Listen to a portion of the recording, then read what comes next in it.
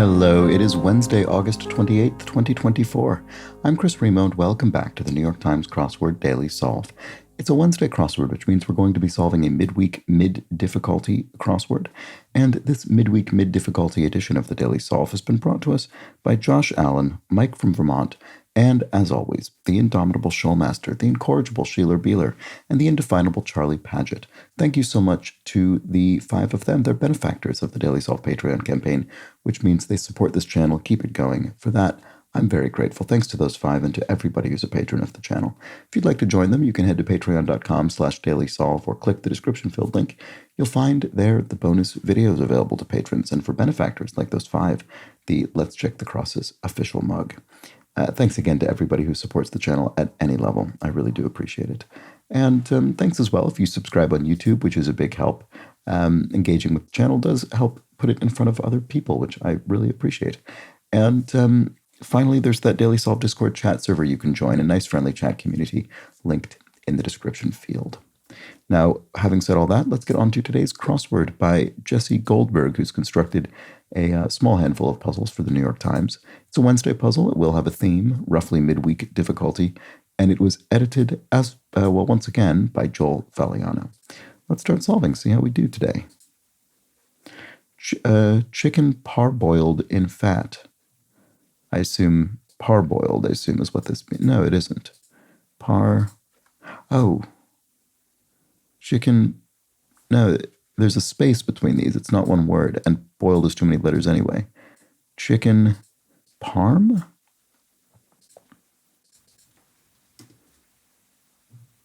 Chicken part? I don't know. I already don't know what this is. It's obviously part of the theme. It's interesting that we're thrown right into it in one across.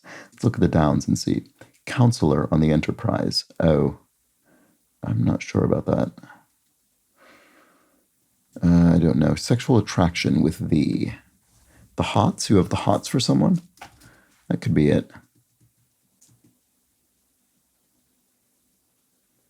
Oh, I see how this works. Oh, this is clever. This is a sort of self-cluing answer.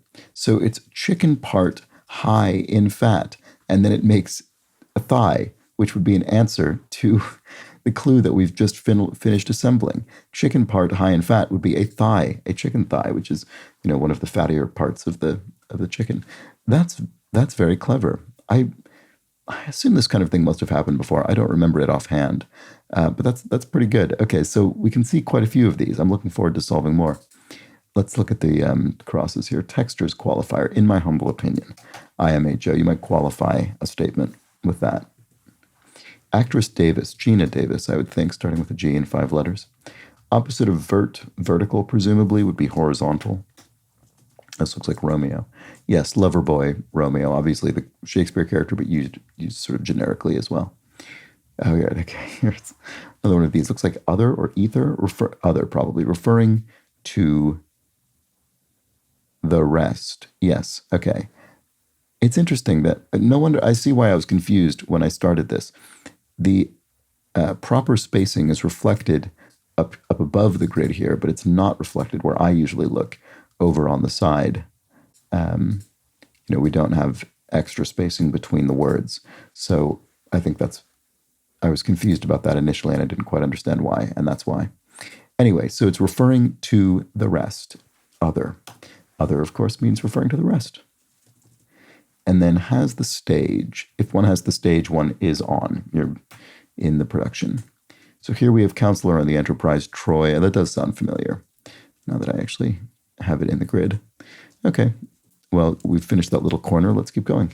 Prenatal diagnostic in brief. Amnio. That is a common prenatal diagnostic. Prenatal meaning pre-birth, obviously. Last word at times. End. The end might be the last word in a story. Let's see if that actually works. Spanish-speaking neighborhood. No, I don't think it is end, because that'll be barrio. Pretty sure that is what we want. So let's look at the crosses there. Last word at times. Bronx politician with a noted 2018 upset familiarly.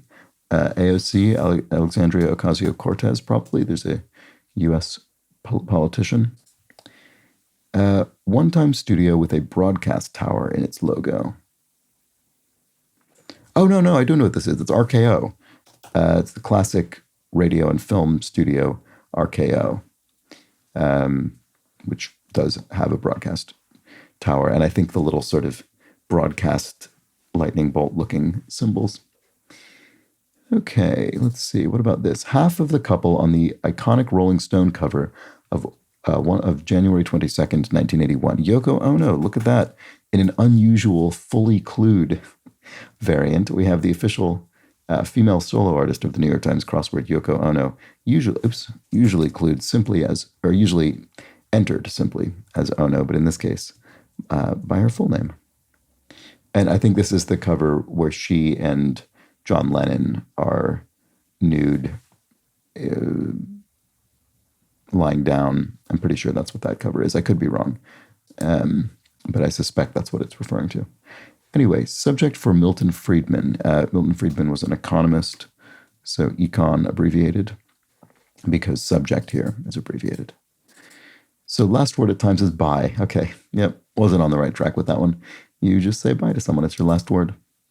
Participants in a 140.6 mile race must be an Ironman race. I didn't know that was the length of an Ironman race. That 0.6 is very funny to me. I wonder what results in that. Is it a sort of round number of kilometers, and when you translate it into miles, you get that 0.6? I assume that would be the reason, but I don't know. Okay. Make sense of. To make sense of something is to interpret it, possibly. Let's see if that works with the crosses. Make amends. Okay, I need to look up here. Make amends for what one did. I think that probably is. Atoned. Yes, this is very good. I like this a lot. It's not as tricky as it seems like it might be, given that you sort of need to solve it in order to know what to solve. So, but it sort of does come all at once in a way. I guess it helps when you have crosses, obviously, as is always the case in a crossword. When your broad mind and narrow waist begin to change places, per E. Joseph Kosman. I don't know. It's an intriguing quotation, but I don't. I don't know. Middle age? Oh, that makes sense. Oh, I see what it's getting at. Right. So you have a narrow waist and a broad mind, and then at middle age it begins to swap to a narrower mind and a broader waist. I see. There we go. All right. Per E. Joseph Kosman. I wonder who that is. I don't think I recognize the name offhand. Anyway, up there, so to speak. If you're up there, you're old. You're getting on in years. And an animal with a bugle-like mating call would be an elk. Star Trek blank heard on the original series. Star Trek language or something? Oh, is it Klingon? Right, I have to keep remembering to look up here. I didn't realize this was 3 words, not just the 2. So Star Trek lingo not heard on the original series. I see. Okay, so the Klingon must have been introduced later. There we go. All right, very good. The Klingon being one of those alien races from that show. So we've had at least 2 Star Trek clues. Have we had 3? No, maybe just 2. Okay, anyway. Going nowhere. If you're going nowhere, you're idle maybe. If a car's an idle, it's going nowhere. Let's see. Famous failures of the 50s. I think this is probably Edsels, Ford Edsels. This was a famous flop, famous model car flop named for the son of Henry Ford, Edsel Ford. Placed bets on both sides. One hedged, placed bets on both sides. And the neighbor of Zambia and Namibia, Angola. So what about this? A Venusian one lasts 8 Earth months. A Venusian day lasts 8 Earth months. That's fascinating. Absolutely fascinating. So it's a long night then. I guess that's 4 months of day, 4 months of night. Itsy bitsy. teensy, it looks like to me. Very small. Because that's the case, if that's the case, in that's the case. Nash, who wrote, "A door is what a dog is perpetually on the wrong side of." That's Ogden Nash. Oh. Is this not Iron Man? Oh, participants plural. Sorry about that. I was just thinking of the name of the race. Iron Men. There we go. Okay, so Ogden Nash is this writer of comic verse. Was this writer of comic verse. There we go. So hurdles for doctoral students? Yes, it is doctoral students, because oral exams, orals would be the hurdles. So there we go. Hurdles for doctoral students. Clay figure in Jewish folklore is the golem. Which I think the actual, that legend doesn't date back. The existence of the legend itself doesn't date back as far as the actual sort of legends claim. It's actually only a matter of centuries rather than millennia old in terms of the stories, I think. I obviously could be wrong about that, but anyway. Units of X-ray exposure.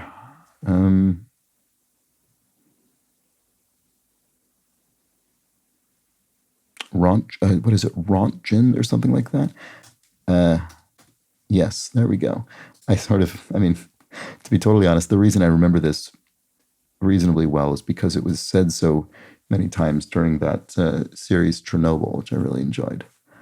I'd seen the word before, but that was the thing that I would say put it in my brain more permanently. Oops. Or more easily accessible, I suppose, is what I mean. So what about this? Something that can be dominant. Yes, you can have a dominant gene in sort of genetics, or dominant or recessive gene. Here we have an outline, an edge, I guess, of a shape would be its outline. Okay, so there we go. So yeah, I'm confident in units of X-ray exposure being Rontgen. And then something that terrifies thanatophobes, death. If you're a thanatophobe, you're afraid of death. I suppose everybody is, but I guess this would mean sort of paralyzingly terrified. So idea that terrifies thanatophobes, that's what it is. Okay, I see. All right, so in the manner of would be a la from the French. And court calls, this is in tennis, would be a let if you, I think that's when you serve and the ball hits the net and goes over. Texture's unbelievable is SMH for shaking my head. All right, and there we have it. Let's keep going. Broadway Auntie. Oh, Auntie Mame is a from a classic stage production. I've never seen it, but I've seen at least a poster, I think. Okay, is it from Mamie? Anyway, originally comfortable.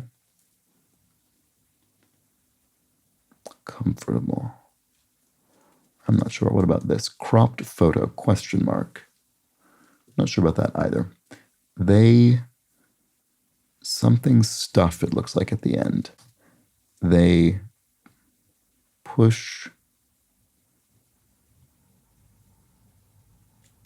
Is it that? They push.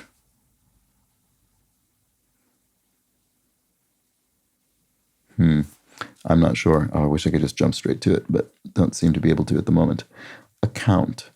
To account for something, to sort of vouch for it, or to count it, or to register. I'm not sure. I guess it could be a noun as well, account. I guess an account as a noun could be, a story or a tale or something like that. What's your account of the situation? What's your tale of it? You wouldn't necessarily say that, but it is technically synonymous. Foods with names often ending in Y. Pastas, I guess. Like rotini or something like that. So actually that would allow for tail, and this does look like push. They push. Oh, I just can't see it. Cropped photo. Oh, pic. I see. It's cropped. So cropped means not shrunk, but sort of reduced the dimensions of. So if you cropped a photo, you know, sort of limited the edges, you pushed in the edges. But similarly, if you cropped a word that means photo, picture, you get the word pic.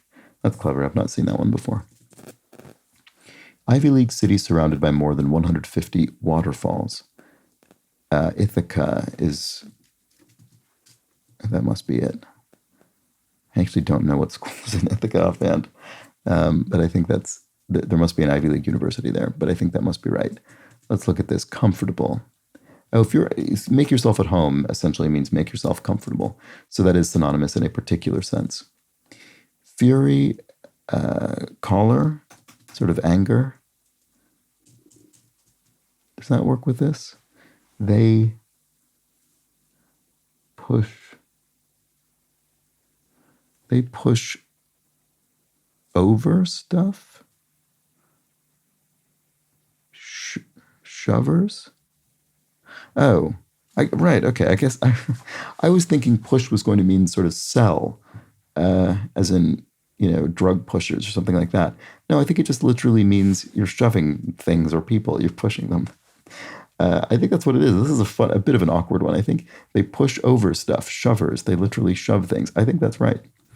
So what about this? Analyze to a fault, over parse or overread or over parse works. Let's see if this being and nothingness author Sartre, Jean-Paul Sartre.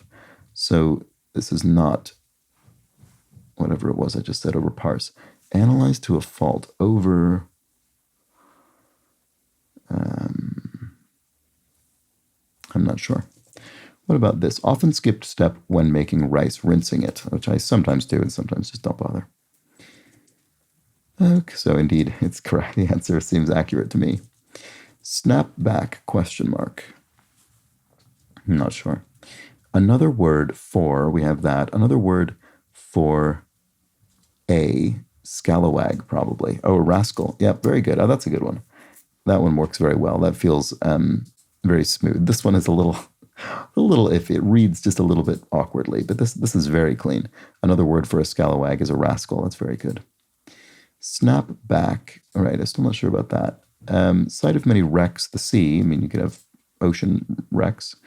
Lifeblood. Not sure. Snap back. Still not sure.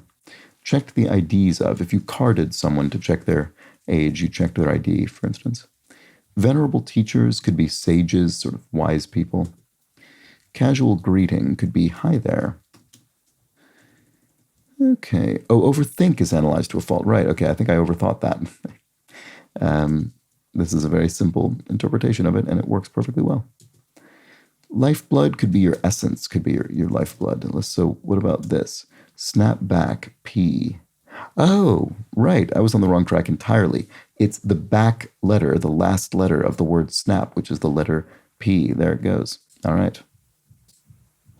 Word with tail or tight, tail end or tight end. So tail end is just sort of the, conclusion of something, and then tight end is some kind of, I think, NFL position. Okay, will figure. An heir, someone named as an inheritor or an heir in a will in someone's, estate that they've left. Smoothie bar supply could be ice. You make smoothies from ice, I suppose. There we go. And then, like many autumn leaves are red. Yeah, leaves change color in autumn. All right, street feature needed after a hair. Let's look up here. Not hair, har. After a hard turn or something? After a hard rain, a drain. There we go. Good. Street feature needed after a hard rain would be a drain. There we go. That reads well as also. All right. They often mix up lyrics. DJs might, sort of mix two songs. They might have two turntables and they're mixing two songs. All right. Spoil. To spoil, to rot, like food. Exclamation of enlightenment could be aha, I've found it. Going places, question mark, John's, yes, so toilets, there we go. And then it's taken on a vampire hunt is a stake. Yes, okay, so mythologically, stakes are used to destroy vampires by stabbing them through the heart. All right, so there we go, and that reads nicely as well. It's taken on a vampire hunt, a stake. Tuscan city on the Arno River. I think it's probably Pisa, but let's look at this. Like the proverbial milk. Spilt. Yes. First thought was spoiled, but no, that doesn't even fit. And the phrase goes, it's no use crying over spilt milk, something to that effect. Pitcher's position, presumably, in the lineup historically, 9th. Oh, that's another good one. It reads very cleanly. Pitcher's position in the lineup historically 9th. I wouldn't have known that as a fact, but didn't really need to. It solved so cleanly. Title role of 1966 and 2004. I don't know. Alfie, maybe? There's a film Alfie. I've actually never seen either version of it, but 1966 sounds about right. Is it Michael Caine in the original Alfie, and maybe Jude Law in 2004? I could be wrong about one or both of those, but I think this might be the answer. Grammy winner for Best Rap Album in 2021 is Nas, I would think. That certainly looks like who it would be. And, okay, Tempest or Monsoon. Yes, it's a storm. That's great. Tempest or Monsoon, e.g., is either one as an example of a storm. And 411, 411, 411 is the information, because I think that's the number in the US you call for some kind of information. I don't think I've ever actually called that. I don't know what information it provides, but I think that's what that is. Energize, to stir, yes. Yeah, if you sort of stir someone to action, you energize them. So I think that's right. Beg pardon, you might say, oops. Didn't realize we were done there, but yes, to get someone's attention. All right, well, there we have it. That was the Wednesday crossword. A very nice theme. I like that a lot. I enjoy that we were thrown right into it at the very beginning in one across, and I didn't know what we were doing initially, as you observed. But it was very fun to get this theme and then start being able to just enter them pretty much immediately. It was very good. And some of these worked very well. I mean, in fact, most of them I think worked very well. There's only one or two that I thought were a little bit less strong, but in general, I thought this was great. So here we have a chicken part high in fat, thigh. Hurdles for doctoral students are orals. Referring to the rest would be other. Idea that terrifies thanatophobes would be death. Made amends for what one did is atoned. They push over stuff, or pushers. I mean, that's funny, but I think it's maybe the only one of these I think works not quite as well, just because shovers as sort of people who push over stuff. I've never really heard people referring to shovers in general. At least if I were to refer to a shover, I think I would probably actually be referring to someone maybe on a train platform or something who shoves to get on first or something, not someone who actually pushes things over. But anyway, that's by the by. Here we have Star Trek lingo, not heard on the original series as Klingon. Another word for a scalawag is a rascal. That one works very well, I think. Street feature needed after a hard rain would be a drain. Pitcher's position in the lineup historically is 9th. That one I like because it's such specific knowledge. I think that one's clever in that sense. It's taken on a vampire hunt would be a stake. And finally, a tempest or monsoon, e.g., is a storm. Very good. Yeah, I think I really like all of those except for the one. So this is, and there are quite a few. I mean, that's I think a good record given how many of these there are. There are about a dozen or so. So it's very well done. Nicely constructed to Jesse Goldberg. Thanks for joining me for this Wednesday crossword. I'll be back tomorrow for an even more intricate theme. We'll find out what that is on Thursday. Join me for that. But until then, please do have an excellent remainder of your Wednesday. Take care.